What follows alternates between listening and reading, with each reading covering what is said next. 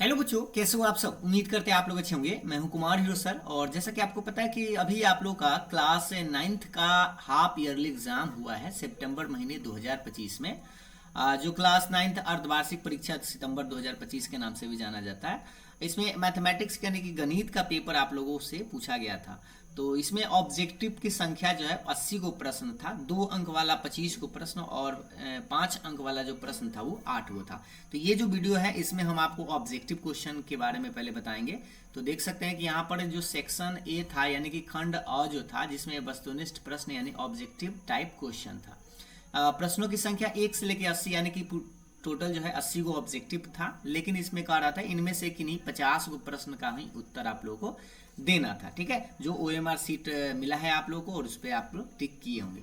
तो यहाँ पर आपको सीखने को यह मिलेगा कि आप 50 सही किए हैं या नहीं, या आप 1 से 80 तक में आप कितना सही कर पाए हैं। तो चलिए हम यहाँ डिटेल्स में हम आपको बताएंगे। आप आसानी से मिला भी सकते हैं कि आपका कितना सही है। और अगर कोई प्रश्न में आप मिस किए हैं तो यहाँ पर सीखने को भी आपको मौका मिलेगा। चलिए देखते हैं। सवाल पहला कह रहा है कि 4.1/8 का दशमलव प्रसार क्या होगा। तो पहले सबसे पहले पूर्णांक इसको तोड़ दीजिए। तो 8 चौक 32 और 1 हो जाएगा 33/8। ठीक है, और शांत और अशांत के लिए हम लोग करते क्या है, हर को पहले देखते हैं। ठीक है, नीचे वाला सही पता चलेगा। तो हर बराबर क्या है, तो हर जो है आपका 8 है। और 8 को हम खंडित करेंगे तो 2 गुने 2 गुने 2 लिख सकते हैं, मतलब 2 की पावर 3 लिखा जा सकता है। और 2 है, 5 नहीं है, तो 5 के पावर हम 0 लिख देंगे कि ताकि हमें यह पता चल सके कि हर जो है 2 के पावर m गुने 5 के पावर n के रूप का अगर है तो इसका दशमलव प्रसार शांत होगा। और अगर मान लीजिए 2 और 5 के अलावा कोई दोसर संख्या आ जा रहा है हर में, तो समझिए उसका दशमलव प्रसार अशांत होगा। तो फिलहाल यहाँ 8 था, या आप इसको भाग देकर भी आप चेक कर पाएंगे। ठीक है, तो ये क्या होगा, शांत होगा। ऐसे ऑप्शन नंबर आपको ए में टिक करना था। अब आइए दूसरा प्रश्न ये है। दूसरा कह रहा है किसी वृत्त की परिधि और उसके व्यास का अनुपात को दर्शाया जाता है। तो देखिए ये तो परिभाषा अगर आपको याद है कि वृत्त की परिधि और व्यास के अनुपात एक कांस्टेंट होता है जिसे हम पाई से डिनोट करते हैं। या अगर मान लीजिए कोई स्टूडेंट को न याद हो तो देखिए सबसे पहले वो क्या है, वृत्त की परिधि पकड़ेगा। तो परिधि क्या होता है, 2πr होता है। ठीक है, और व्यास क्या होता है, तो व्यास होता है d, या d का मान हम लिख सकते हैं 2πr बटा d के जगह पर 2r भी लिख सकते हैं क्योंकि व्यास 2r होता है। और अनुपात पूछ रहा था इसलिए हम दोनों को भाग दिए। 2r से 2r कट जाएगा तो क्या बचेगा, पाई। इस तरह से भी आप टिक कर सकते हैं। या ये तो परिभाषा में है कि किसी भी वृत्त की परिधि और उसके व्यास के अनुपात एक कांस्टेंट आता है जिसे हम पाई के नाम से जानते हैं। और ये पाई का मान कितना होता है, 22/7 या 3.14। तीसरा प्रश्न था 0.6 पर ये रैकरिंग है, मतलब 0.6 पर ये रैकरिंग है। तो इसको जब हम बनाते हैं x बराबर मान करके तो ये 6/9 आता है। इसको जब काटेंगे तो 2 तिहाई 3 और 3 तिहाई 9 यानी 2/3 इसका आंसर आता है। 2/3 ये आंसर। ठीक है, और इसको बनाने का तरीका भी हम आपको बताए थे कि पहले हम लोग करते क्या है। इस तरह से थोड़ा सा अगर आप जानना चाहें तो जान लीजिए। x बराबर 0.666 ऐसे करके आएगा। इसमें 10 से गुना कर देते हैं तो ये हो जाता है 6.66। इस तरह से आगे दोनों में से घटा लेते हैं। 10 में से घटाएंगे तो 9x, और इधर दशमलव के बाद सेम अंक, दशमलव के बाद सेम अंक तो हट जाता है। 6 में से 0 तो 6 आता है। तो इससे हम x बराबर क्या बोलते हैं, 6/9, और इसको काटेंगे तो ये आपका आंसर मिलेगा। सेम उसी तरह से यहाँ क्या कर रहा है, x बराबर पहले मान लीजिए 1.6 पर रैकरिंग है, मतलब 666 इस तरह से आएगा डॉट डॉट डॉट। अगर हम इसमें 10 से गुना करें, इसमें क्या करें, 10 से अगर हम गुना करें तो हमें मिलेगा और कितना मिल जाएगा, एक दशमलव अगर यहाँ है तो दशमलव आपका एक और आगे बढ़ जाता है, मतलब 16 दशमलव हो जाएगा 666 इस तरह से आगे तक। जब इसको घटाएंगे तो 10 ये तो 9x हो जाएगा। और देखिए दशमलव के बाद ये सेम अंक रहेगा, आपको सब में 6 कितना बार भी लिख सकते हैं। और 16 में से 1 घटा लेंगे तो आपके पास कितना बचेगा, 15।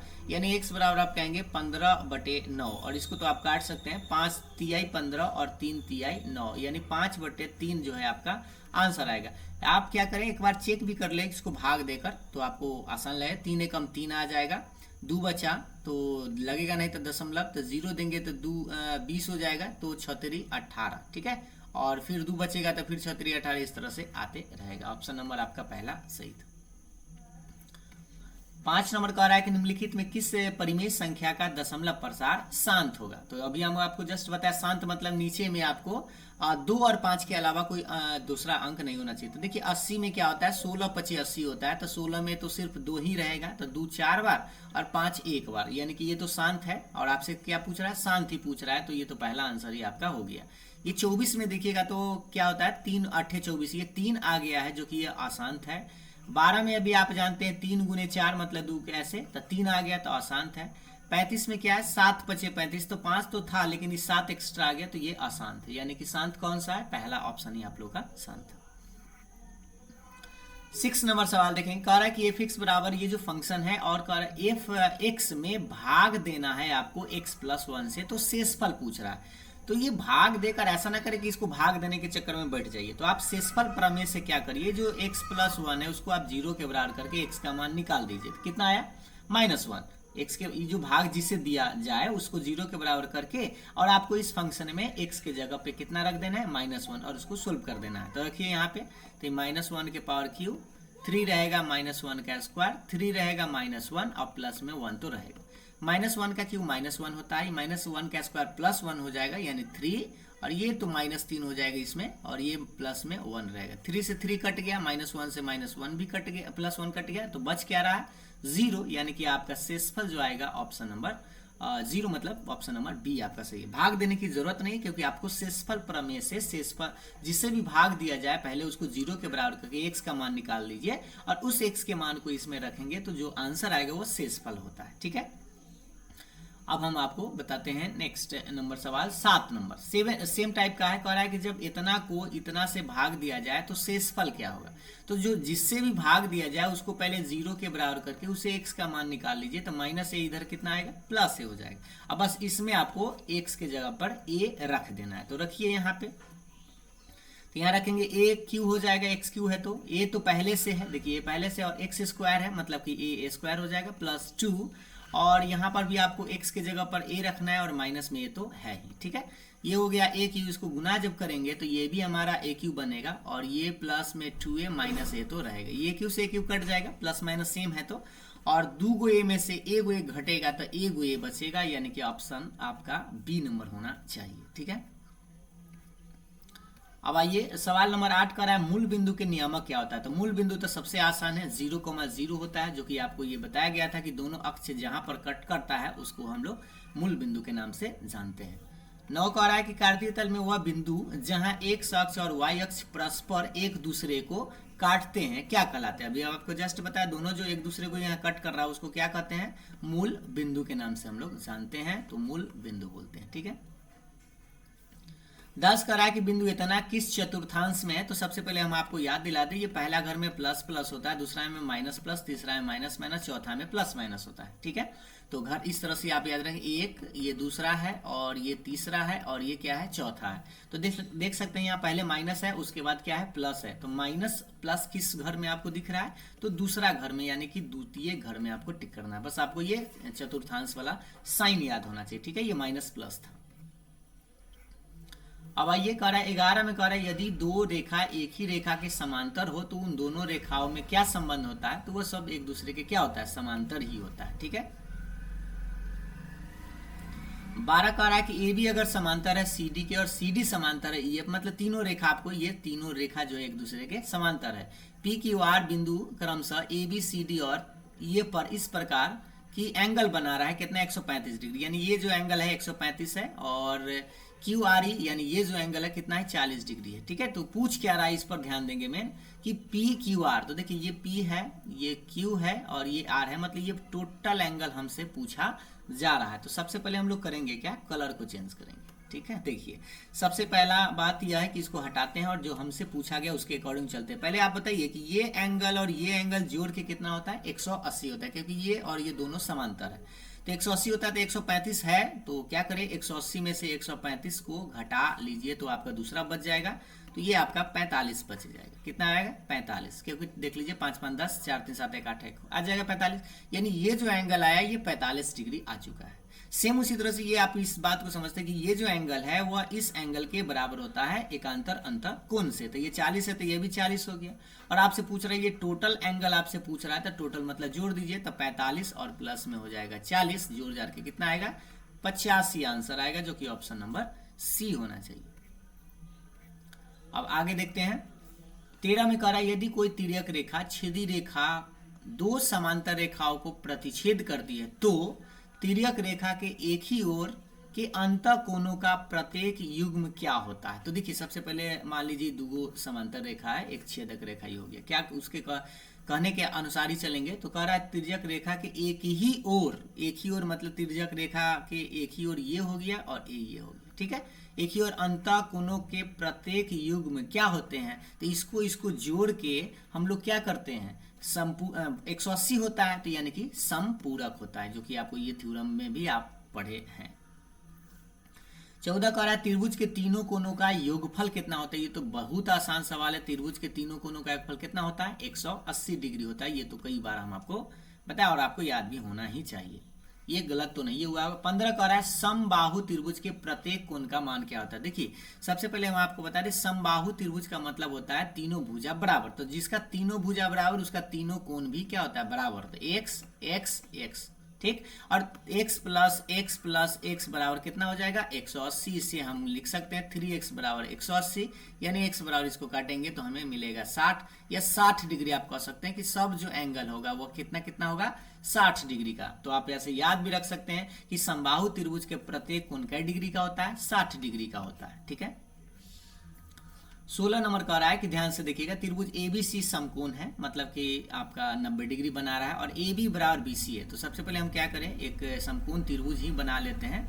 मान लीजिए यह एक समकोण त्रिभुज है जिसमें क्या कह रहा था B समकोण है, तो यहाँ पे हम लेते हैं B, ये मान लेते हैं A है और ये क्या है C है। तो B को हम 90 डिग्री ले लिए हैं। कह रहा है AB जो है वो BC के बराबर है, मतलब ये जो थोड़ा कलर करते हैं पहले चेंज, ये जो AB भुजा है वह BC भुजा के बराबर है, ठीक है। और पूछ रहा है BAC यानी ये एंगल कितना बन रहा है 100। तो देखिए जब से आपको पता होगा कि ये जब दो भुजा बराबर होता है तो ये दोनों कोण जो है वह बराबर हो जाता है। तो ये तो अपरूपी 90 डिग्री तो पहले ही छट चुका है, तो ये दोनों को जोड़ के हमें 90 पूरेगा और दोनों बराबर भी होता है। तो आप कह सकते हैं मान लीजिए ये x है तो ये भी कितना x है, तो x प्लस x बराबर 90 लिख दीजिए, या 90 प्लस x प्लस ऐसे करके 180 लिख दीजिए, बात एक ही पड़ेगा। 2x बराबर 90 तो x बराबर कितना आएगा 45, यानी दोनों का मान कितना होना चाहिए 45 डिग्री, ऑप्शन नंबर सी।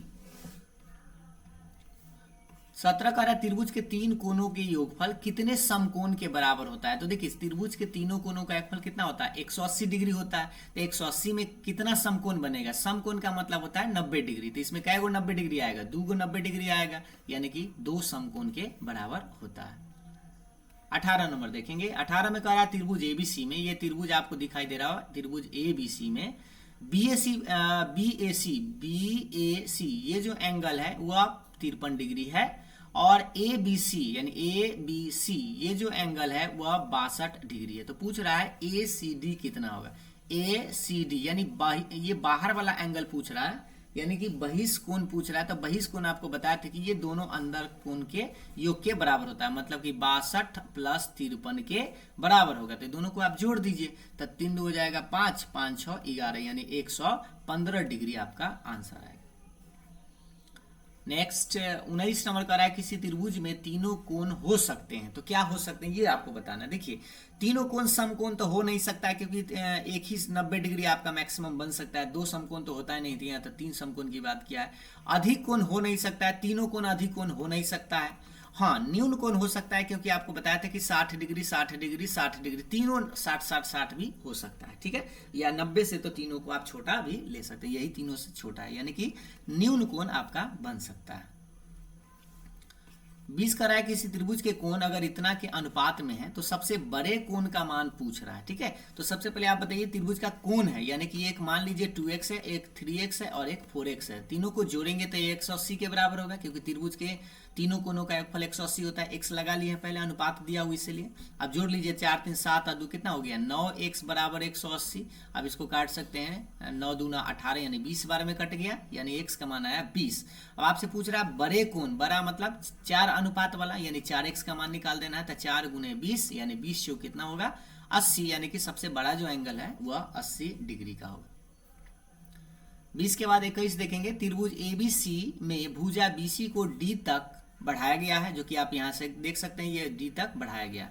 पूछ रहा है ACD का मान, जैसे AC और D, यानी कि ये बहिष कोण पूछ रहा है। तो ये तो अभी आपको जस्ट बताया कि बाहर वाला जो एंगल होता है वो क्या होता है, ये दोनों इंटीरियर एंगल के योग के बराबर, मतलब अंतःकोण, ये जो दोनों अंतःकोण है इसको जोड़ के बराबर होता है। तो इसका नाम देख लीजिए, क्या कह सकते हैं, BAC, यहाँ देख सकते हैं ये है BAC और ABC के योग के बराबर होता है, जो कि ऑप्शन नंबर आपको C में टिक करना है।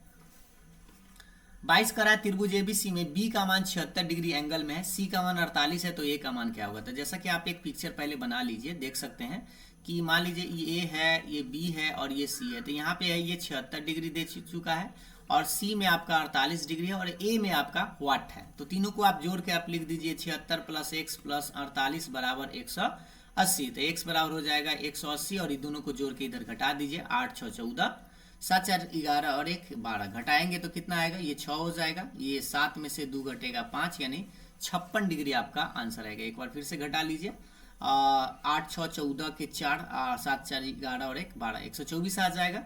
तो 124 इसको मैं घटा लेंगे, तो इसको जोड़ के देख लेते हैं, 6 5 4 10, 12 5 17, 12 4, ये तो 12 5 17 1 18, ठीक है, बिल्कुल सही है।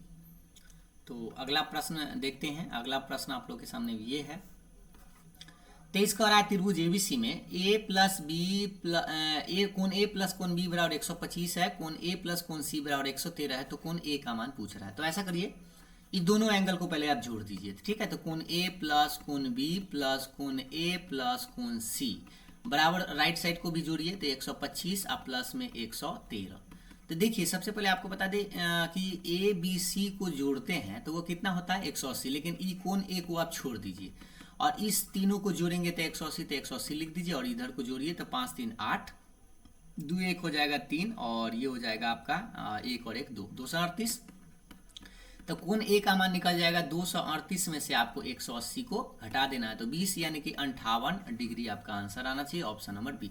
एक बार जोड़ घटाव देख लीजिएगा, क्योंकि ये बहुत स्टूडेंट इसमें भी आपका मिस्टेक हो सकता है, ठीक है। तो ये आपका 38 है, इसको आप घटाएंगे तो आपका आंसर आ जाएगा। 24 कह रहा है, यदि समकोण त्रिभुज का एक न्यून कोण 29 डिग्री है तो दूसरा न्यून कोण का मान होगा। समकोण त्रिभुज की बात कर रहा है, तो समकोण त्रिभुज आप जानते हैं कि ये मान लीजिए कि आपके पास एक समकोण त्रिभुज है, तो ये तो एक फिक्स हो गया ना, 90 डिग्री थे, वो फिक्स हो गया। अब ये जो कह रहा है 29 डिग्री है, तो ये कितना होगा, तो क्या है कि 90 में से कम जाएगा, क्योंकि एक तो 90 हो चुका है, ठीक है। तो 90 में से आप 29 को घटा लीजिए, जो आपका आएगा वो आंसर हो जाएगा। तो 10 में से 9 गया 1, ये हो गया 8, 8 में से 2 गया 6, यानी 61 डिग्री आएगा। या आप ऐसे कह सकते हैं, मान लीजिए तीसरा नहीं पता तो x है, तीनों को जोड़ के 180 के बराबर भी कर सकते हैं, उससे भी आप x निकाल सकते हैं, ठीक है। अब आइए ये सवाल देखिए। 25 में कह रहा है कि यदि AB और CD समांतर है, EF एक तिर्यक रेखा मतलब छेदी रेखा है, AB और CD को क्रमशः G और H पर काटती है, तो पूछ रहा है ये। तो सबसे पहले एक समांतर बनाइए। मान लीजिए आपके पास एक A है, ये आपके पास B रेखा है C और ये है आपका D। छेदक रेखा EF है, जो कह रहा है मान लीजिए इस तरह से है, जो कि यहाँ पे कट रहा है, कहाँ का कट रहा है, G पर और H पर ये कट रहा है। तो पूछ रहा है BGH, यानी ये जो एंगल है, यही ना, BGH एंगल और GHD कहाँ है, GHD यानी ये एंगल, ये तो ये दोनों को योग पूछ रहा है। तो दोनों का योग कितना के बराबर होता है, इंटीरियर एंगल हो गया ना, अंतःकोणों का योग है ये, तो कितना होता है 180 डिग्री होता है, जो कि ऑप्शन नंबर डी। 26 का यदि कोई तिर्यक छेदी रेखा दो समांतर रेखाओं को प्रतिच्छेद करती है तो संगत कोण के प्रत्येक युग्म में क्या होते हैं। तो संगत कोण तो बराबर होते हैं, जैसे मान लीजिए ये दो समांतर रेखा है, ये एंगल, ये संगत कोण क्या होता है, बराबर होता है, तो ये परस्पर बराबर होते हैं, ठीक है। उसके बाद 27 में कह रहा है, 27 को ध्यान से देखेंगे। त्रिभुज, अच्छा चित्र में दिया गया, ये त्रिभुज भी आपको एक दिख रहा होगा, लेकिन यहाँ चित्र में दिया गया है कि 106 डिग्री कौन है, ABD, ये जो एंगल है 106 है। ACE बराबर 118 डिग्री, ACE यानी ये एंगल जो है आपका 118। तो पूछ रहा है BAC, BAC, यानी ये एंगल कितना होगा, ये आप लोगों से पूछा जा रहा है। ठीक है, तो सबसे पहले हम लोग करेंगे क्या, दो तरीका है इसको, तो आप ऐसे भी आप बना सकते हैं इसको, यहाँ से ऐसे करके, नहीं तो हम ऐसा करते हैं, ये कितना होगा पहले बता दीजिए। तो 180 में से आप घटा सकते हैं, या एक तरफ आप ऐसे भी निकाल दे, हाँ एगो निकाल लीजिए, 180 में से आप इसको घटा लीजिए, तो 118 को घटाएंगे तो कितना आएगा भाई, तो 180 है तो 18 घटाएंगे तो 0, पहले तो आपका 2 आ जाएगा, 10 में से 8 गया 2, ये हो गया 7 में से 1 गया 6, यानी 62 डिग्री आया। ठीक है, ये कितना आ गया, 62 आ गया। अब इस क्या कर सकते हैं, ये आपसे पूछ रहा है, ठीक है, ये पूछ रहा है, इसको भी आप निकाल ही दीजिए। ये निकालेंगे तो 180 में से 106 घटा लेंगे तो कितना बचेगा, तो ये 10 में से 6 गया 4, और ये हो गया 7 में से 7 74 डिग्री ही रह जाएगा, तो ये 74 डिग्री। अब जब दो एंगल पता है तो क्या ये तीसरा एंगल नहीं निकाल सकते हैं, तो 180 में से ही दोनों को जोड़ के घटा लीजिए, यानी कि 74 और प्लस 62 को जोड़ के आपको घटा लेना है। तो 180 में से ये 4 2 हो जाएगा 6, और 7 6 13, यानी कि 180 में से 136 को घटाएंगे तो आपके पास आंसर आएगा कितना, 10 में से 6 गया 4, और ये हो जाएगा आपका 7 में से 3 गया 7 में से 3 गया 4, यानी कि 44 डिग्री आपका आंसर आएगा, जो कि ऑप्शन नंबर डी में आपको टिक करना है। 28 नंबर का रहा है 2/3 समकोण है, तो 2/3 समकोण का मतलब होता है 90 डिग्री, इसको काट सकते हैं, 30 तिहाई 90, 30 दूना हो जाएगा 60, इसको गुना कर लीजिए तो 60 डिग्री आपका आंसर, ऑप्शन नंबर डी। 28 के बाद 29 नंबर सवाल कर रहा है कि 59 डिग्री का पूरक कोण क्या होगा। तो देखिए, पूरक मतलब जोड़ के 90 पुरना चाहिए, और समपूरक मतलब जोड़ के 180 पुरना चाहिए। तो आपको करना क्या है, 90 में से इसको घटा ही लेना है 59 को, तो 10 में से 9 गया 1, ये हो गया 8, 8 में से 5 गया 3, यानी 31 डिग्री आपका आंसर आएगा। या सीधा सीधा देख सकते थे कि किसको किसको जोड़ेंगे कि 90 पुर जाएगा, तो 9 1 10, 5 3 8 1 9। ठीक है, 30 में कह रहा है 127 का समपूरक, इस बार समपूरक है, यानी 180 में से 127 को आपको घटा लेना था। 10 में से 7 गया 3, ये हो गया 7, 7 में से 2 घटेगा तो 5, यानी कि 53 डिग्री, और 1 से 1 तो कट ही जाएगा, ऑप्शन नंबर बी। या डायरेक्ट आप इसको और इसको जोड़ कर देखिए, 180 पूरा देगा ही, 7 3 10, 5 2 7 1 8 पूरा देगा, बाकी सब नहीं पूरा पाएगा।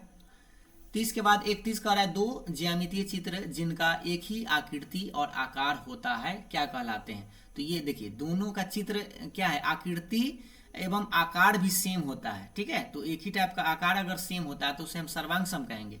जैसे मान लीजिए कि ये एक त्रिभुज है, ठीक है, और एक और ऐसा ही त्रिभुज आप ले लीजिए, ठीक, और आकृति मतलब जैसा दिख रहा है वैसा तो है ही, और आकार भी आप इसका सेम है, मतलब जिसका इस साइज जैसा है वैसा ही इसका साइज है, तो ये सर्वांगसम कहलाता है। ठीक है,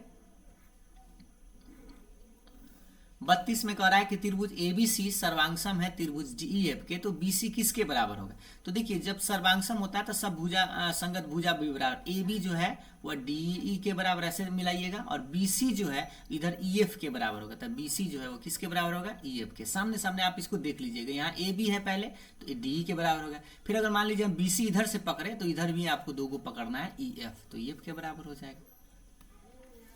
33 में कह रहा है इसका गुणनखंड करना है, तो सबसे पहले 2 कॉमन लेंगे तो एक्स स्क्वायर माइनस 4 आ जाएगा, और 2 छोड़ दीजिएगा, और इसको आपको फैक्टर करना है तो एक्स स्क्वायर माइनस 2 के स्क्वायर, इसको आप लिख सकते हैं, 4 को हम 2 के स्क्वायर लिख सकते हैं, और 2 छोड़ के और a square minus b square formula लगा देंगे तो एक बार प्लस में होता है और एक बार माइनस में, इंटू इस तरह से, और बस आपका आंसर आ चुका है, जो कि आप देख सकते हैं। ऑप्शन नंबर कौन सा होना चाहिए, यहाँ पर आप देख सकते हैं ऑप्शन नंबर सी जो है आप लोग का करेक्ट है। ठीक है, 34 में कह रहा है एक समकोण समद्विबाहु त्रिभुज के सबसे बड़े कोण का मान क्या है। तो सबसे पहले क्या कर रहे हैं, समकोण भी है और समद्विबाहु भी है, तो हम करते क्या है, एक समकोण त्रिभुज ऐसा बनाते हैं जिसमें समद्विबाहु भी होना चाहिए, मतलब 2 भुजा भी बराबर है। तो मान लीजिए बराबर है, ये तो फिक्स हो गया 90, ठीक है, और ये जैसे ही 90 अगर ये फिक्स हो जाता है और ये 2 भुजा बराबर है तो दोनों एंगल बराबर हो जाता है, ये दोनों, क्योंकि जब ये दो भुजा बराबर तो 2 कोण संगत कोण भी इसका बराबर होता है। ठीक है, पूछ रहा है सबसे बड़े कोण का मान, तो ध्यान से देखेंगे दोनों तो सेम होगा, तो दोनों सेम होगा तो कितना होगा, x प्लस एक्स बराबर 90 लिख दीजिए, या 90 प्लस एक्स बराबर 180 भी लिख सकते हैं, तीनों जोड़ के, नहीं तो 2 को खाली जोड़ के भी आप 90 लिख सकते हैं। तो 2x बराबर कितना आएगा 90, यानी x बराबर कितना आएगा 45, यानी ये भी 45 ये भी 45, तो 45 डिग्री ही आएगा। ठीक है, या इसको भी आप बनाते, इसको इस दर से घटाते तो भी आपका 90 x बराबर 45 डिग्री आता है। ठीक है, अब 35 में कह रहा है त्रिभुज की भुजाओं के लंब समद्विभाजकों को कटान बिंदु को क्या कहते हैं। ये तो बस आपको नाम याद होना चाहिए, इसे हम लोग परिकेंद्र के नाम से जानते हैं, यानी कि ऑप्शन नंबर पहला ही आप लोग का करेक्ट था। अब आगे देखिए 36 में कह रहा है त्रिभुज एबीसी में बीएसी के सामने वाली भुजा को निम्नलिखित विकल्पों में किसके द्वारा व्यक्त किया जा सकता है। तो देखिए हम आपको ये बताए थे कि मान लीजिए एक त्रिभुज है, सबसे पहले एक त्रिभुज बना लीजिए ए बी और सी, और हम आपको बताए थे कि क्या है कि इस ए शीर्ष ए के सामने वाला जो है वो ए इधर होता है, बी शीर्ष यहाँ है तो इसके सामने वाला को बी कहेंगे, और इस सी जो शीर्ष है इसके सामने वाला भुजा को हम क्या कहते हैं, सी बोलते हैं। तो अब आपसे क्या पूछ रहा है देख लीजिए, बी ए सी एंगल के सामने, तो बी क्या है, बी पहले कलर को चेंज करिए ताकि आप देख सके, ये बी उसके बाद ए और सी, यानी इस एंगल के सामने वाली भुजा कौन सा बन रहा है, तो बी सी यानी कि ए का मान है, ये आपको ए टिक करना है। ठीक है, फिर पूछ रहा है 37 में हीरोन के सूत्र में एस का मान क्या होता है। तो ये तो बुआ वाला बात है, आपको याद ही होगा, a plus b plus c by क्या होता है, 2 होता है। 38 करें, ए दिया हुआ है, बी दिया हुआ है, सी दिया हुआ है, तो पूछ रहा है एस, यानी तीनों को जोड़ के 2 से भाग दे देंगे तो 41 प्लस 28 प्लस 15 और बटा में क्या होता है, 2 होता है। जोड़ दीजिए तो 8 और 1 9 हो जाएगा, 9 5 14 के 4 हासिल 1 हो जाएगा, 4 2 6 1 7 1 8, 84 बटा 2, इसको काटेंगे तो आपका कितना आएगा, 42 आपका आंसर आएगा, जो कि ऑप्शन नंबर पहला ही आप लोग का करेक्ट है। एक बार फिर से जोड़ लीजिए, 8 1 9 5 14 के 4 हासिल 1, 6 2 8 1 9, 4 2 6 और 7 1 8। ठीक है, 39 नंबर का रहा त्रिभुज, किसी त्रिभुज की का क्षेत्रफल ज्ञात करने के लिए हीरोन का सूत्र, तो ये तो आपको याद होना चाहिए, रूट अंडर क्या होता है, s into s minus a into s minus b into s minus c, जो कि ऑप्शन नंबर बी। ये 1/2 इस बेकार में लगा दिया है, जो कि गलत हो गया। 40 में कह रहा है समकोण त्रिभुज का क्षेत्रफल क्या होता है, तो 1/2 आधार गुने ऊंचाई। मान लीजिए ये समकोण त्रिभुज है, और समकोण त्रिभुज में अगर यहाँ 90 डिग्री है तो ये आधार कहलाता है, और ये क्या होता है, ऊंचाई होता है। तो 1/2 आधार गुने ऊंचाई, जो कि ऑप्शन नंबर ए। अब देखिए यहाँ पर ही बच्चा को मिस्टेक करने के लिए ऐसा कोई फार्मूला पढ़े नहीं है, आधार गुने ऊंचाई सिर्फ होता नहीं है।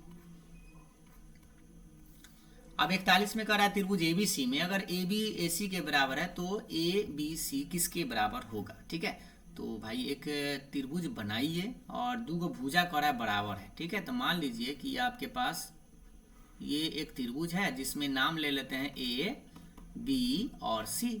ठीक है, और कह रहा है ए बी ए सी के बराबर है, मतलब ये जो भुजा है, ये जो भुजा है, ये भुजा और ये भुजा बराबर है। तो जब बराबर होगा तो ये कोण और ये कोण क्या होता है, बराबर होता है। संगत कोण, नीचे वाला जो कोण है वो संगत भुजा के संगत कोण जो बन रहा है ये बराबर होता है। तो इसका नाम दे दीजिए A B C, angle A B C जो बराबर हो जाएगा एंगल ए सी बी के। तो देख लीजिए ए सी बी, यानी कि ऑप्शन नंबर बी नंबर आपका सही था।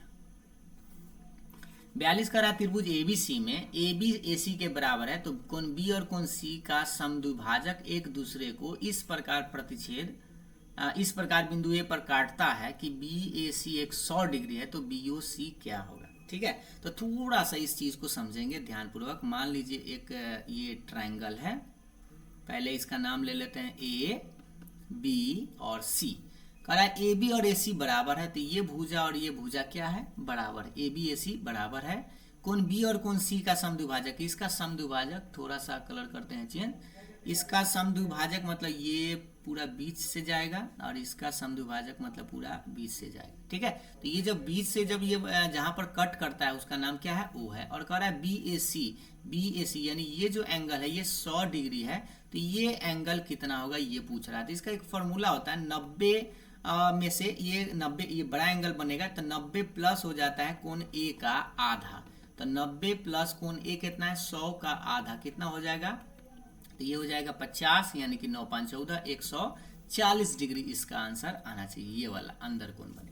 यही अगर बाहर जब एंगल बनता है तो वो जो हो जाता है उसका फॉर्मूला होता है 90 माइनस कोण ए बाई 2 के बराबर। जैसे मान लीजिए कुछ इसका था कि बाहर बढ़ाया गया है इस तरह से ऐसे, और इसका जो मिड पॉइंट मतलब समद्विभाजक रेखा है वह इस तरह से कहीं आके मिलता है, और इस एंगल, ये एंगल और ये एंगल में रिलेशन पूछे तब इसके लिए होता है। ठीक।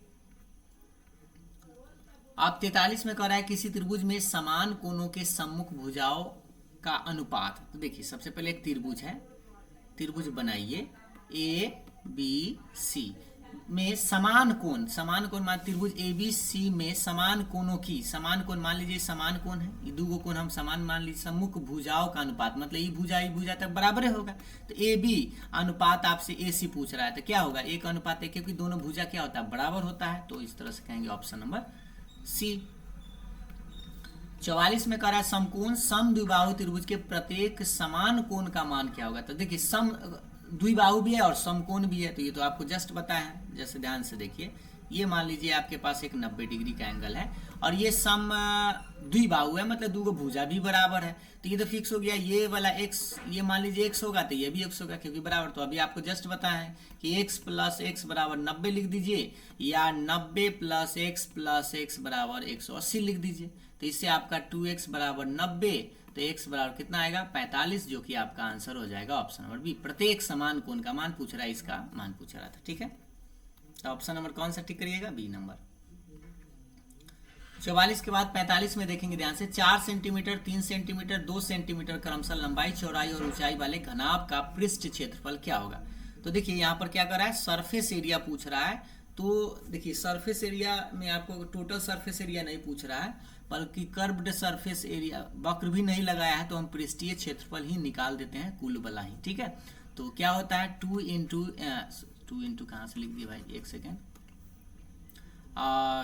कर्व्ड सरफेस एरिया, घनाभ का कर्व सरफेस एरिया पूछ रहा है। तो बिल्कुल सही तो लगा रहे थे, एक सेकेंड। तो फॉर्मूला आप लगाइए 2 into L B plus B H plus H L, और इसमें आपको मान बैठा देना। तो 2 लंबाई 4 गुने 3 प्लस 3 गुने 2 प्लस 2 गुने 4। ठीक है, अब ये कितना हो जाएगा, 4 3 12 प्लस 3 दूनी 6 प्लस 4 दूनी 8, इस सबको जोड़ेंगे तो 12 8 20 और ये हो जाएगा 26, 26 दूना कितना होता है 52, यानी कि 52 सेंटीमीटर आपका आएगा। ठीक है, क्षेत्रफल 52 सेंटीमीटर स्क्वायर। 46 में कह रहा है 5 सेंटीमीटर किनारे वाले घन का पृष्ठीय क्षेत्रफल। तो घन का पृष्ठीय क्षेत्रफल क्या होता है, 6 गुने भुजा स्क्वायर, 6 गुने भुजा मतलब 5 है तो 5 का स्क्वायर, तो 6 गुने 25, 25 6 का कितना होता है 150, यानी 150 सेंटीमीटर स्क्वायर। यहाँ पर कुल पृष्ठ क्षेत्रफल में ही सरफेस एरिया कर्व, यही अगर वक्र पूछता तब जाके हम 4a स्क्वायर लगाते, ठीक ना, लेकिन यहाँ पर सीधा पृष्ठ क्षेत्रफल है, मतलब टोटल ही के सेंस में आपको बनाना है। 47 में करें यदि घनाभ की लंबाई चौड़ाई ऊंचाई सभी बराबर है तो वह क्या कहलाता है। देखिए घनाभ ऐसा घनाभ है जिसमें लंबाई चौड़ाई ऊंचाई सब बराबर, तो उसको क्या कहते हैं, घन कहते हैं। ठीक है, घन आप जानते हैं कि इसमें देखिए लंबाई चौड़ाई सब जो है उसमें ऊंचाई सब बराबर होता है, कुछ इस तरह से आपका पिक्चर होता है। ठीक है,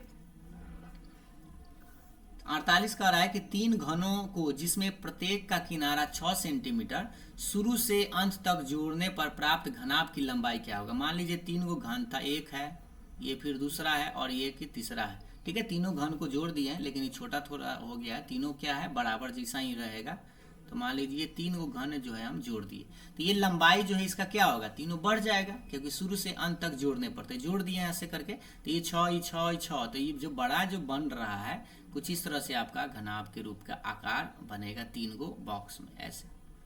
ठीक है, इस तरह से। तो अब आप बताइए कि इसका क्या हो जाएगा घनाभ, ये जो होगा लंबाई इसका तो इस बार बढ़ जाएगा। ठीक है, देख लीजिए पिक्चर कंप्लीट हो गया, 3 गो घनाभ बना दिए, सटा दिए, तो लंबाई जो अब जो लंबाई कितना हो जाएगा 6 प्लस 6 प्लस 6, यानी कि कितना 18 सेंटीमीटर का इसका लंबाई हो जाएगा। 49 करा घन का संपूर्ण पृष्ठ क्षेत्रफल 864 सेंटीमीटर स्क्वायर है, तो इसका किनारा क्या होगा। तो घन का संपूर्ण पृष्ठ क्षेत्रफल क्या होता है, 6 गुने भुजा स्क्वायर बराबर 864, इसको 6 से काटिए तो 6 एकम 6 2 बचा, और 6 चक 24 यानी 2 बचा, फिर 6 चक 24 यानी कि a स्क्वायर बराबर 144 आया। तो जैसा कि आपको पता है कि 144 का वर्गमूल स्क्वायर हटा देते रूट चढ़ गया, तो 12 सेंटीमीटर आपका आंसर आएगा, ऑप्शन नंबर सी। 50 में कह रहा है त्रिविमीय आकृति के ठोस पिंडों जिनका प्रत्येक फलक एक आयत होता है क्या कहलाता है। तो देखिए त्रिविमीय ज्यामिति आकृति है, मतलब कि तो त्रिविमीय में आप क्या होता है, घन हो सकता है, घनाभ हो सकता है, बेलन तो होता नहीं, शंकु तो होगा नहीं, क्योंकि आयत के रूप का ही बोल रहा है, तो या तो घन होगा या तो घनाभ होगा। लेकिन इसमें क्या है, आयत का रूप है, वर्ग के आकार का तो है नहीं, तो वर्ग के आकार का रहता तो घन हो जाता, और आयत के आकार का है तो घनाभ हो जाएगा, ऑप्शन नंबर सी। 51 में कह रहा है त्रिविमीय आकृति के ठोस पिंडों जिनका प्रत्येक फलक एक वर्ग होता है। इस बार वर्ग कहा है तो ये क्या हो जाएगा, घन हो जाएगा, क्योंकि देखिए जब घन बनाते हैं तो कुछ इस तरह से बराबर लेकर ही आप इसको ऐसे बनाते हैं, ठीक है।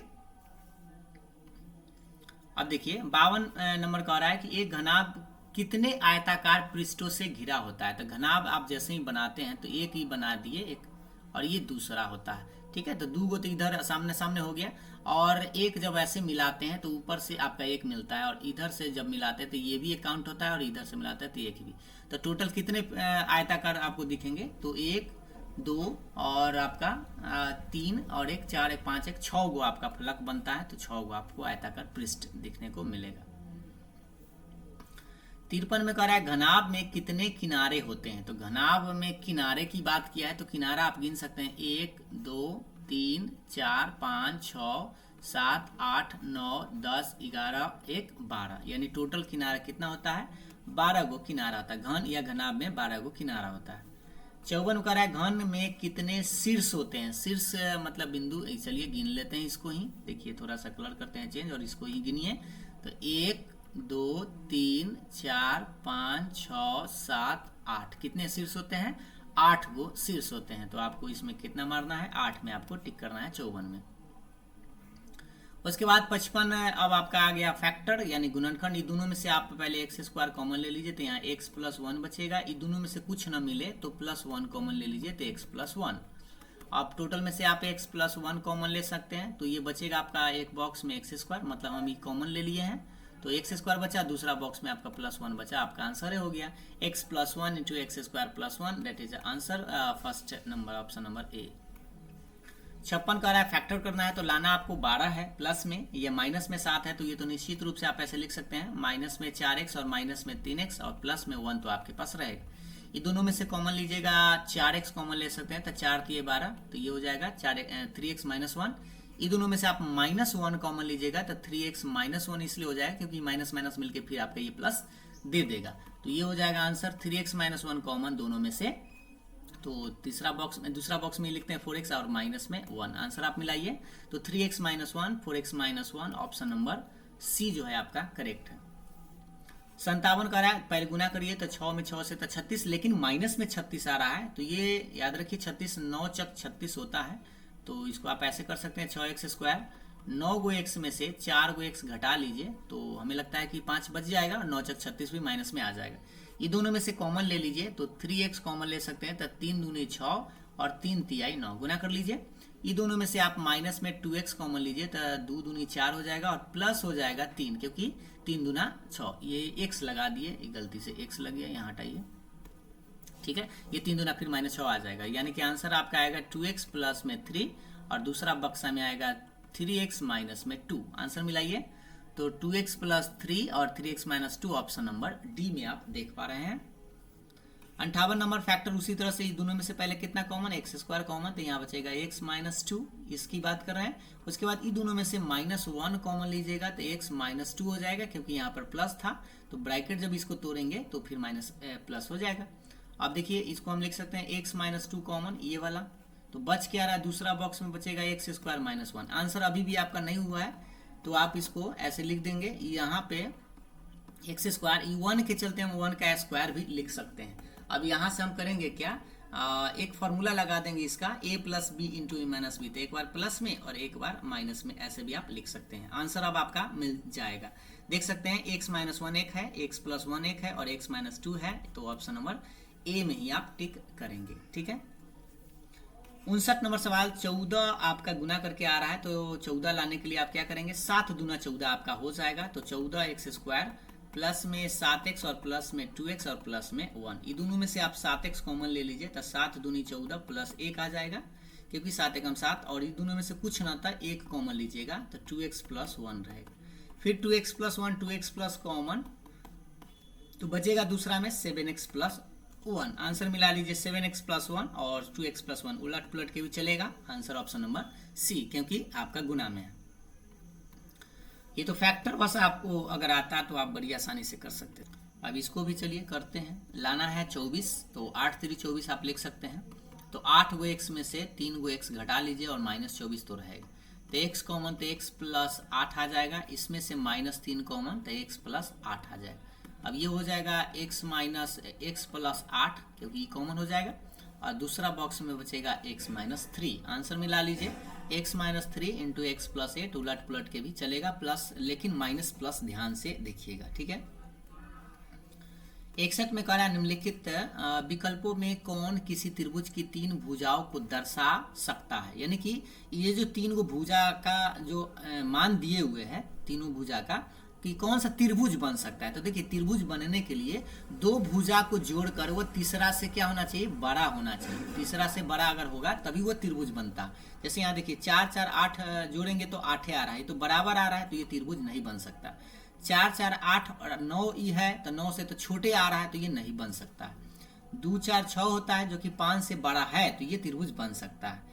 1 3 4 ये तो बराबर आ रहा है, तो त्रिभुज नहीं बन सकता। याद रखिए 2 भुजा, कोई 2 भुजा जोड़िए और तीसरा भुजा से अगर बड़ा आ रहा है तब वह त्रिभुज बनेगा, ठीक है। जैसे देखिए 2 और 4 जोड़े तो 6 आ रहा है, जो कि तीसरा भुजा तो 5 था, तो 5 से तो बड़ा है, इसका मतलब ये त्रिभुज बनने लायक है। तो ऑप्शन नंबर सी। 62 में करें यदि किसी त्रिभुज की 2 भुजाएं असमान है तो बड़ी भुजा के सामने का कोण छोटी भुजा के सामने कोण की अपेक्षा क्या होता है। तो सबसे पहले हम करते क्या है, एक त्रिभुज बनाते हैं और इससे आइडिया लगाते हैं, ठीक है। एक मान लीजिए आपके पास एक त्रिभुज है ए बी और सी। क्या कर रहा है, त्रिभुज की 2 भुजाएं असमान है। 2 भुजाएं असमान, मान लीजिए ई भुजा और ये जो भुजा है वो बराबर नहीं है। बराबर नहीं मतलब कि असमान है, बड़ा छोटा है, ठीक है। तो क्या कर रहा है, बड़ी मान लेते हैं, किसको बड़ा मानते हैं, ये बड़ा है, ये भुजा बड़ा है और ये भुजा मान लेते हैं छोटा है, ठीक है। तो पूछ रहा है बड़ी भुजा के सामने का कोण, यानी जो अगर ये बड़ा भुजा है तो इसके सामने का कोण तो ये वाला हुआ, और छोटा भुजा के सामने का कोण ये वाला है, ठीक है। तो पूछ रहा है बड़ी भुजा के सामने का कोण छोटी भुजा के सामने कोण की अपेक्षा क्या होता है। तो याद रखिए जो बड़ा भुजा होता है उसके सामने वाला जो कोण होता है वो बड़ा होता है, ठीक है। तो आपको बड़ा होता है, ऑप्शन नंबर सी मारिएगा, ठीक है। मतलब कि छोटी भुजा के सामने के कोण की अपेक्षा क्या होता है, बड़ा होता है। तो ये तो छोटा एंगल बनेगा और ये वाला बड़ा एंगल बनता है। अब देखिए क्या कर रहा है, 63 में किसी त्रिभुज में किन्हीं 2 भुजाओं का योगफल x तथा तीसरी भुजा y के बीच क्या संबंध होता है। तो यही वाला बताए थे अभी आपको जस्ट कि त्रिभुज तभी बन सकता है जब 2 के जोड़ के तीसरा से बड़ा आना चाहिए। तो देखिए किसी त्रिभुज में किन्हीं 2 भुजाओं का योगफल कितना है, x है। किसी त्रिभुज को 2 भुजा को जोड़कर x आया है और तीसरा भुजा अकेले y है, तो आप फिक्स है कि x जो है वो बड़ा होना चाहिए किससे, तीसरा का भुजा से। तीसरा मतलब जोड़ के जो है तीसरा भुजा से बड़ा होगा तभी वह त्रिभुज बनता है। तो ये आपका आंसर होना चाहिए ऑप्शन नंबर बी। 64 में कह रहा है किसी चतुर्भुज के चारों कोनों का योगफल कितना होता है। तो चतुर्भुज आप जानते हैं कि चतुर्भुज जैसे ही बना तो इसमें 4 गो कोना होता है, चारों कोनों को जोड़ते हैं तो वह 360 डिग्री के बराबर होता है, ऑप्शन नंबर डी। 65 का वह चतुर्भुज जिसकी सम्मुख भुजाओं का एक युग्म समांतर और बराबर होता है तो क्या कहलाता है। तो देखिए जैसा कि आपको याद होगा कि ये मान लीजिए कि आपके पास ये एक चतुर्भुज है जिसमें सम्मुख भुजाओं का युग्म, मान लीजिए ये वाला जो युग्म है वो क्या है, बराबर है, ठीक है। एक युग्म समांतर और बराबर होता है, एक ही युग्म ये कह रहा है तो बराबर। अब ये दूसरा युग्म बराबर और नहीं कह रहा है, ठीक है। तो यहाँ पर एक युग्म देखिए समांतर चतुर्भुज में क्या होता है, ये भी भुजा के बराबर होता है, प्रत्येक युग्म इसमें बराबर होता है। लेकिन अगर सिर्फ एक युग्म समांतर है और बराबर है तो वह समलंब चतुर्भुज होता है, ठीक है। जैसे समलंब चतुर्भुज का पिक्चर आपको बता दें, ये कुछ इस तरह से आपका बनता है ये वाला। तो एक जो पेयर है ये समांतर होता है बट ये जो है वह असमांतर होता है। 66 में वह चतुर्भुज जिसके सभी कोण समकोण होते हैं। वह चतुर्भुज जिसका सभी कोण समकोण होता है, तो देखिए ये समकोण तो आप जानते हैं कि 90 डिग्री किसके किस में होता है, वर्ग में भी होता है और आयत में भी होता है। तो यहाँ पर आपको ऑप्शन नंबर सी में टिक करना होगा। 67 का रहा सम चतुर्भुज के विकर्ण एक दूसरे को कितने डिग्री पर समद्विभाजित करते हैं। तो देखिए सम चतुर्भुज किसको बोलते हैं। पहले सम चतुर्भुज का मतलब सब सारा भुजा तो बराबर होता है। समांतर चतुर्भुज तो है ही, लेकिन उसमें सारा भुजा, ये भुजा सब जो है बराबर होता है। और इसका जो विकर्ण होता है, इसका जो ये विकर्ण होता है, ये परस्पर लंबवत होता है, लंबवत समद्विभाजित करता है। ठीक है, तो लंबवत का मतलब क्या होता है, 90 डिग्री होता है, जो कि ऑप्शन नंबर डी। 68 का रहा है किसी चतुर्भुज के कोण अगर इतना के अनुपात में है तो सबसे छोटे कोण का मान ज्ञात करना है। तो अनुपात रहे तो x लगा के मान लेते हैं। तो एक 3x मान लीजिए, एक 4x मान लीजिए, एक 5x और एक 6x, सबको जोड़ेंगे तो वह 360 के बराबर, क्योंकि ये चतुर्भुज की बात किया है, त्रिभुज नहीं है। ठीक ना। तो 6 5 11 4 15 और 3 कितना होगा 18x बराबर हो जाएगा 360। ये 18 दूना 36, 20 बार में कट जाएगा, तो x बराबर कितना है 20 डिग्री। लेकिन पूछ रहा है सबसे छोटा कौन, तो सबसे छोटा तो 3 वाला है, यानी 3x का मान निकाल देना था। 3 गुने 20, 20 तिहाई होता है 60, ऑप्शन नंबर सी। अब फिर से आपका एक फैक्टर आ गया, तो लाना आपको 4 है। ठीक है, और माइनस में 4 है ही, तो आप इसको ऐसे लिख सकते हैं -2x, माइनस में 2x और +1, ये दोनों में से कॉमन ले लीजिए। तो 2x कॉमन लीजिएगा तो यहाँ 2x -1 बचेगा। इस दोनों में से आप -1 कॉमन लीजिएगा तो 2x -1, क्योंकि माइनस माइनस मिलके प्लस हो जाएगा। तो ये 2x -1, फिर से 2x -1, इसको आप चाहे तो 2 बार लिख सकते हैं। 2 बार तो है ही, स्क्वायर भी इसको चढ़ा सकते हैं, क्योंकि दोनों सेम चीज है। या आप चाहते तो इसको a - b के होल स्क्वायर पर भी तोड़ सकते थे। 70 में कह वह चतुर्भुज जिसकी सम्मुख भुजाओं का केवल एक युग्म समांतर होता है। देखिए केवल एक युग्म, लगता है कि यहाँ पर हम क्या किए, केवल एक युग्म अगर बराबर है तब उसको हम लोग क्या कहते हैं, समलंब। यहाँ केवल नहीं लगाया था उसमें शायद, 1 सेकेंड इसको हम चेक कर लेते हैं।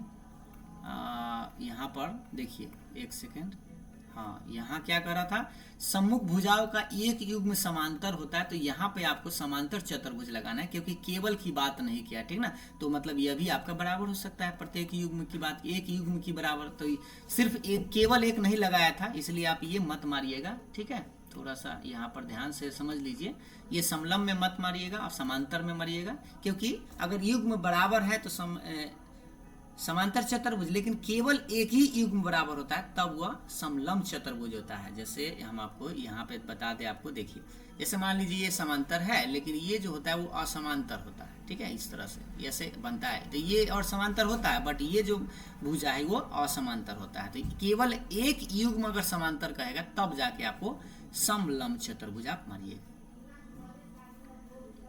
71 में करें यदि कोई आयत अपनी एक स्थिर भुजा के चारों ओर घूमे तो घूमने से जो पिंड बनता है क्या कहलाता है। तो देखिए यदि कोई आयत है, आयत तो भाई बना लीजिए, ये आयत है, या इसको हम आयत ऐसे मान लीजिए, 1 सेकेंड, ये आपका आयत है। ठीक है, और ये आयत घूमा, तो घूमने में तो आपको बनेगा, दिख नहीं रहा होगा, घुमाते हैं थोड़ा सा, ये मान लीजिए ये आपका आयत है। इसको जब घुमाएंगे तो कुछ इस तरह से आपका ही घूमेगा, ऐसे मान लीजिए ये आपका घूमेगा इस तरह से, ऐसे। ठीक है, ये मान लीजिए ऐसे करके हम घुमाए इसको, तो जैसे ही घुमाएंगे ना तो ये आपका ऐसे पिक्चर आपका ये कंप्लीट हो जाएगा इस तरह से। तो ये जो आपका पिक्चर जब ये घुमाइएगा ऐसे आयत, तो ये बनता है आपका क्या, बेलन, लंबवृत्तीय बेलन बनता है। आयत को जब घुमा के आप एक बार देख लीजिएगा, ऐसे घुमा के जब ऐसे घुमाइएगा ना इस तरह से, तो आपका क्या बनेगा, बेलन बनता है। तो ऑप्शन नंबर बी में मारिएगा। 72 का है लंबवृत्तीय बेलन का वक्र पृष्ठ क्या होता है। तो ये तो आपको याद होना चाहिए, 2πRh होता है, जो कि ऑप्शन नंबर सी। यही कुल पृष्ठ पूछता तो आपको याद होना चाहिए, दूसरा होता है।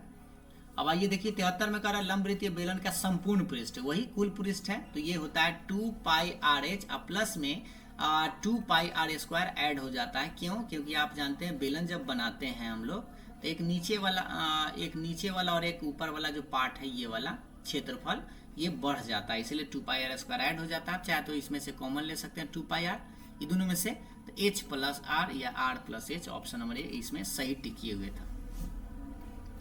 74 का यदि लंबवृत्तीय बेलन की त्रिज्या को आधा कर दिया जाए, ऊंचाई को दोगुना कर दिया जाए, तो वक्र पृष्ठ क्षेत्रफल पर क्या प्रभाव पड़ेगा। तो देखिए बेलन की बात किया है जिसमें कि त्रिज्या को आधा कर दिया गया है, मतलब r की जगह r/2 हो गया है, और ऊंचाई को दोगुना कर दिया गया है, मतलब कि h की जगह 2h हो गया है। ठीक है, ये सब आपको ध्यान देना है। तो वक्र पृष्ठ क्या होता है, 2 पाई आर एच होता है। तो याद रखिएगा 2 पाई तो सेम ही रहेगा, इस आर के जगह त्रिज्या के जगह क्या रख देना है, r/2, और ये एच के जगह ऊंचाई को 2h कर देना है, क्योंकि दुगुना कर दिया गया था, 2 से 2 फिर कट ही जाएगा, तो 2 पाई आर एच तो फिर से आपका रह जाएगा, यानी कि ये क्या हो जाएगा, अपरिवर्तित रहेगा, समान रहेगा। ठीक है। 75 में करें, यदि लंबवृत्तीय बेलन के आधार की त्रिज्या 5 मीटर, ऊंचाई 7 मीटर है, तो इसका वक्र पृष्ठ क्या होगा। बेलन की बात किया है तो त्रिज्या r के मान 5 है और h के मान 7 है, तो पूछ रहा है वक्र पृष्ठ क्या होता है। वक्र पृष्ठ 2 पाई आर एच, तो 2 पाई के जगह आपको 22/7 आप रख दीजिए, और r के जगह 5 और h के जगह आपको 7, 7 से 7 कट ही जाएगा, तो 22 दूना 44 और या 22×5 = 72 से 110 में आपका 2 से गुना कर देना है, तो 220 सेंटीमीटर मीटर स्क्वायर है। मीटर है तो metre square, option number A. 76 करें, यदि लंबवृत्तीय बेलन के आधार का क्षेत्रफल इतना दिया गया है, ऊंचाई आपका 5 है, तो त्रिज्या क्या होगा। तो सबसे पहले आप देखेंगे लंबवृत्तीय बेलन के आधार जो होता है नीचे वृत्त के आकार का ही होता है। ठीक है, तो वृत्त का क्षेत्रफल क्या होता है, पाई आर स्क्वायर बराबर 616 आप लिखेंगे, पाई के जगह 22/7 आर स्क्वायर रहेगा बराबर 616। ठीक है, लंबवृत्तीय बेलन के आधार का क्षेत्रफल। ठीक है, ऊंचाई दिए हुए, त्रिज्या भी आपका दिया, त्रिज्या भी आपको दिया गया है, तो आपको निकालना क्या है भाई, एक सेकेंड, तथा ऊंचाई दिया हुआ है, h दिया हुआ है, चलिए त्रिज्या नहीं दिया हुआ है, तो बराबर 616। तो ये तो काट सकते हैं, 22 से हमें लगता है कटेगा, इसको आधा ही कर दीजिए पहले, तो ये 308 आ जाएगा, इसका 11 से कटेगा क्या, 11 दूनी 22, हाँ 11 से कट ही सकता है, 11 दूनी 22, 11 दूनी 22, तो 8 बचा, 11 8 88। ठीक है, तो आर स्क्वायर बराबर हो जाएगा 28 × 7, यानी आर स्क्वायर बराबर √7 × 28 होता है ना, तो 2 × 2 × 7 × 7 जोड़ा लगाएंगे तो एगो 2 और एगो 7 निकल जाएगा, यानी कि 14 आना चाहिए, जो कि ऑप्शन नंबर बी। ये 5 सेंटीमीटर से ऊंचाई से कोई लेना देना नहीं है।